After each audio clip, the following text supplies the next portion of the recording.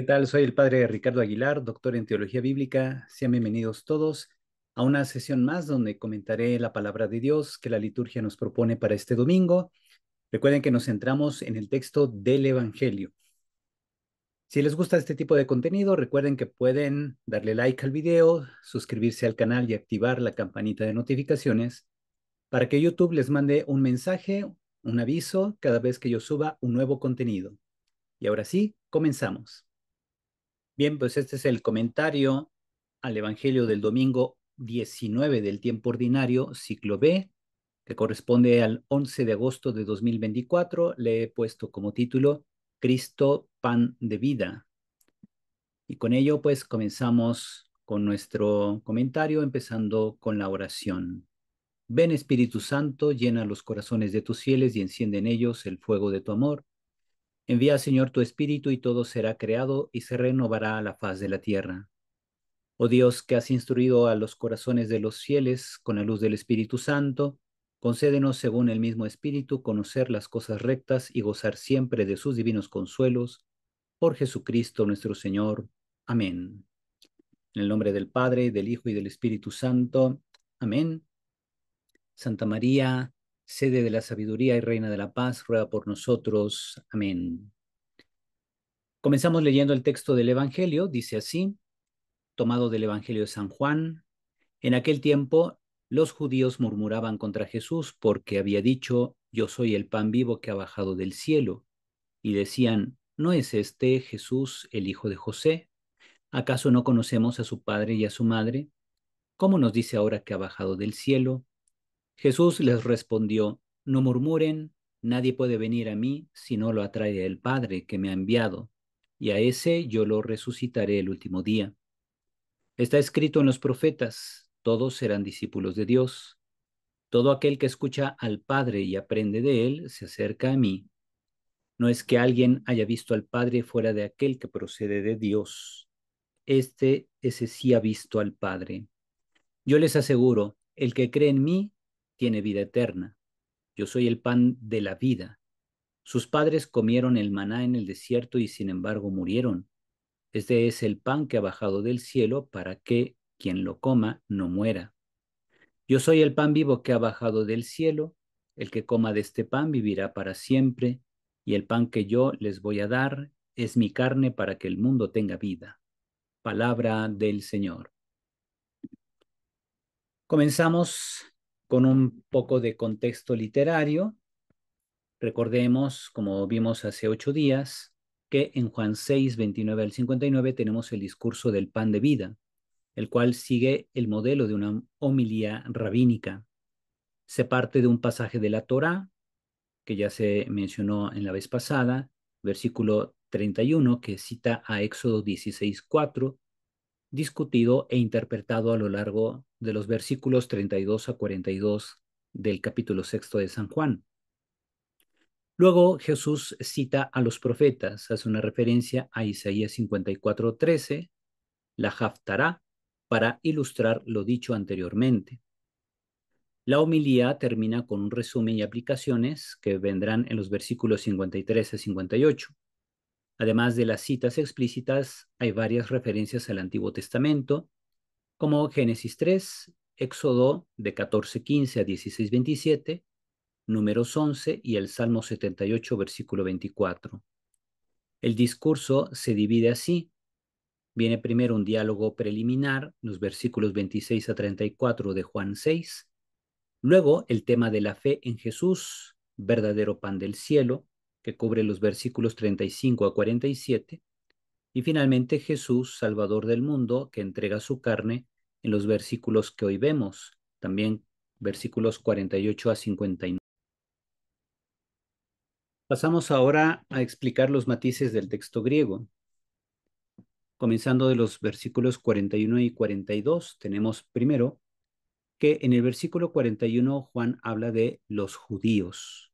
Es el término que se refiere al grupo de interlocutores de Jesús en esta escena. En la época de la redacción del Evangelio de San Juan, los judíos se oponían cada vez más a los que veían en Jesús al Mesías. Quizá este rechazo de los seguidores de Jesús no era tan común en tiempos de Jesús, pero sí a finales del siglo primero.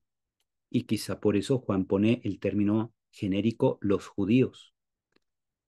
Por otro lado, en el versículo 42, la expresión jo hartos jo katabasecturanu, el pan que ha bajado del cielo, tiene sentido tipológico enlazado con el maná, como luego el mismo Jesús especificará. Es decir, en lo que es la exégesis tipológica, presenta la conexión de un término o tema que es modélico, es ejemplar, paradigmático o tipológico, como se dice también, del Antiguo Testamento, que prefigura algo que habrá de cumplirse en Cristo. Por tanto, aquello que se realiza en Cristo viene siendo un modelo final, un antitipos, se dice en griego. Por tanto, el maná viene siendo un modelo, un tipos, y Cristo mismo o su palabra son antitipos, es decir, es el modelo que lleva a cumplimiento el sentido pleno del maná, que es un alimento que da vida al mundo.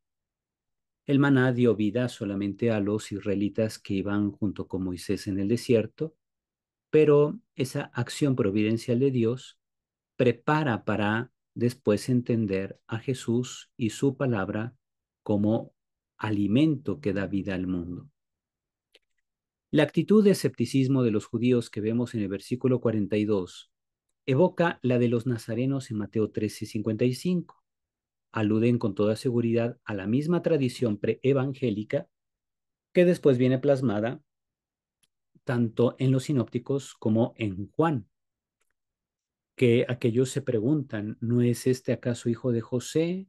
Agregan incluso el carpintero, no conocemos también a su madre y incluso en los evangelios encontramos, no es no son sus hermanos, pues ahí se mencionan los hermanos, el José, Simón, Judas, el mismo Santiago. Se preguntan eso, ¿verdad? Entonces, es una forma de decir, pues no puede decir que viene del cielo porque conocemos a su familia. Ujú. Y con ello pretenden conocer a Jesús. Versículos 43 a 46. Jesús les dice, no murmuren, megongítsete, denunciando que actúan igual que los hijos de Israel que murmuraban de Dios y de Moisés en los libros de Éxodo y Números. En el versículo 44, el verbo el kio, que significa atraer, es una alusión a Jeremías 31, 2, 3, donde se dice que el Señor atrae hacia sí, en su benevolencia, a un pueblo que escapó de la espada, provocando así la reunión de los dispersos de Israel.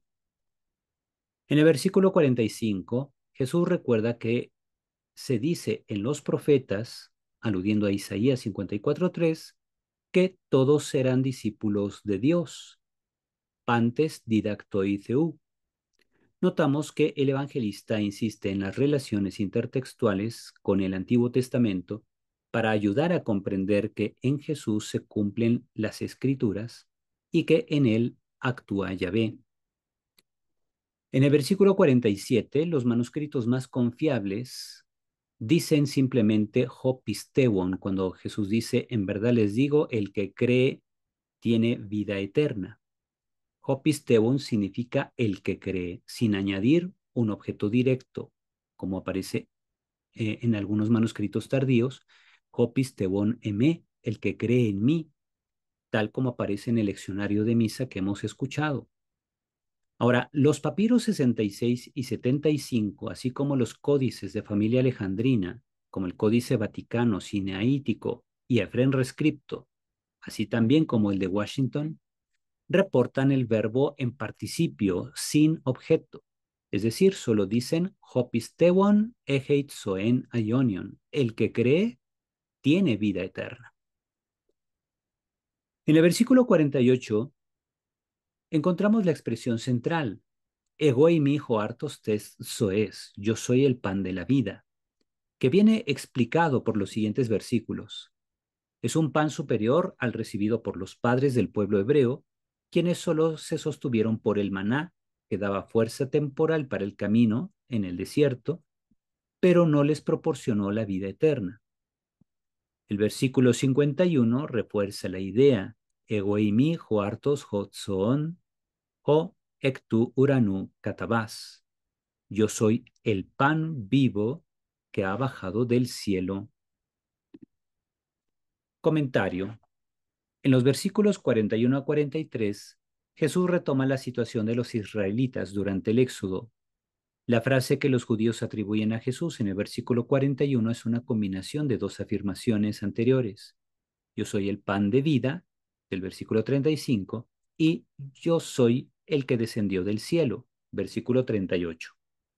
Los judíos murmuran sobre la identidad y origen de Jesús, al igual que ocurre en los evangelios sinópticos en estos pasajes, cuestionando su pretensión de haber descendido del cielo.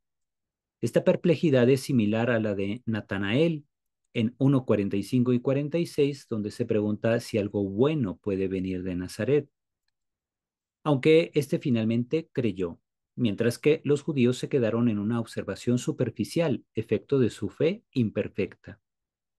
Jesús responde a las murmuraciones de los judíos, quienes creen conocer a sus padres, señalando que tiene otro Padre, quien lo envió al mundo para resucitar a quienes el Padre quiera atraer.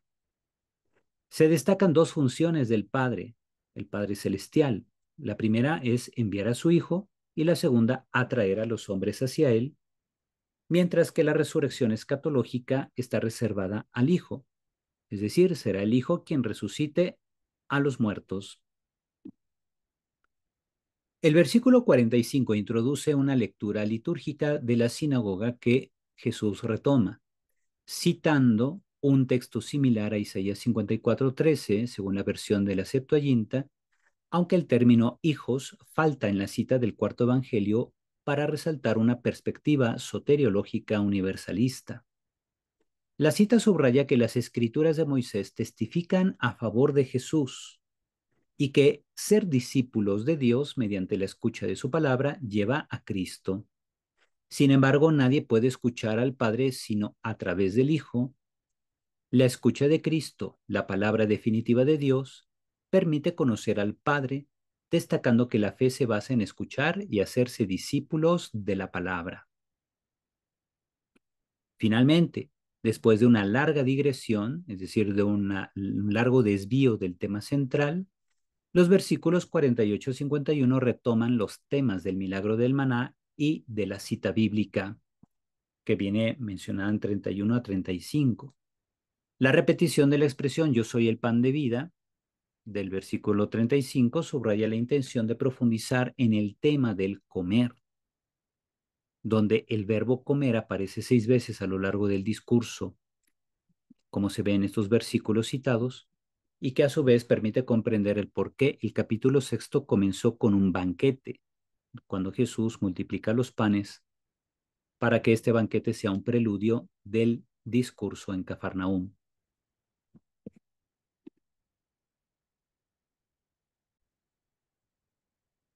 Orientaciones para la vida.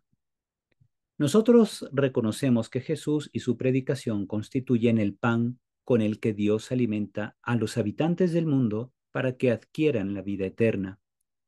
Aceptar el mensaje de Jesús aquí y ahora permite entrar en su círculo íntimo, en su comunidad de fe, que es la Iglesia. Jesús se entrega a nosotros todos los días en la Eucaristía, en la que se nos da como alimento para la vida eterna. Su palabra también nos alimenta, nos da vida y nos sostiene en la fidelidad a Él. Procuremos que el mundo no nos distraiga, que las actividades diarias las conduzcamos según la voluntad de Dios para glorificarlo en todo lo que hagamos. Cuando hacemos esto, damos fruto abundante que refleja la eficacia de la acción de la palabra del Señor en nosotros y la eficacia también de la Eucaristía, por la cual Cristo nos une a Él para que conduzcamos a los demás hacia Él sabiendo que es el Padre Celestial quien nos atrae hacia su Hijo. Con esto pasamos a la oración final. Señor Jesús, que te das a nosotros en tu palabra y en la Eucaristía, concédenos la determinación de recibirte y de comunicarte al mundo. Haz de nosotros testigos y portadores de tu mensaje, para que el mundo se alimente de ti y obtenga el acceso a la vida eterna. Te lo pedimos a ti, que vives y reinas por los siglos de los siglos. Amén.